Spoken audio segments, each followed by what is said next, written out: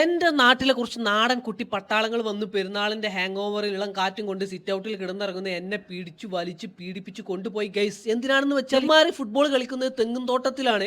അതുകൊണ്ട് തന്നെ ഞങ്ങൾക്ക് ഒരു മാച്ച് ഉണ്ട്. ആ മാച്ച് ടർഫിലാണ്. അതുകൊണ്ട് ടർഫ് വേണം, ടർഫിൽ പ്രാക്ടീസ് ചെയ്യണം. ഞങ്ങൾ തെങ്ങും തോട്ടത്തിൽ ഫുട്ബോൾ കളിക്കുന്ന നാടൻ കുട്ടികളായതുകൊണ്ട് ഞങ്ങൾക്ക് ടർഫിൽ കളിച്ച് എക്സ്പീരിയൻസ് ഇല്ല, ഞങ്ങൾക്ക് ടർഫ് വേണമെന്നൊക്കെ പറഞ്ഞ് നമ്മളെ പീഡിപ്പിക്കാൻ നോക്കുകയാണ്. പിന്നെ നമ്മളെന്താണെന്ന് വെച്ചിട്ടുണ്ടെങ്കിൽ നമ്മളും ചെറുപ്പത്തിൽ അങ്ങനെ ആയിരുന്നല്ലോ. അപ്പോൾ നമുക്കും ഇതുപോലെ ടർഫൊന്നും കിട്ടാത്ത വിഷമം ഉണ്ടാവില്ല. അപ്പോൾ എന്തായാലും അവർ വന്ന് എന്നെ തൂക്കിയ സ്ഥിതിക്ക് ഞാൻ അവരെയും കൊണ്ട് നേരെ വിട്ട് നമ്മളെ കാടപ്പടിയുള്ള ലാൻസ്റ്ററിൽ കൊണ്ടുപോയിട്ട് അവരെ മതിയാവുന്നതിടത്തോളം നേരം അവരെ ടർഫിൽ ഫുട്ബോൾ കളിപ്പിച്ചു, പ്രാക്ടീസ് ചെയ്യിപ്പിച്ചു. അത് കഴിഞ്ഞ് നേരെ പൂളിലേക്കാണ്ട് ഇറക്കി കൊടുത്തു.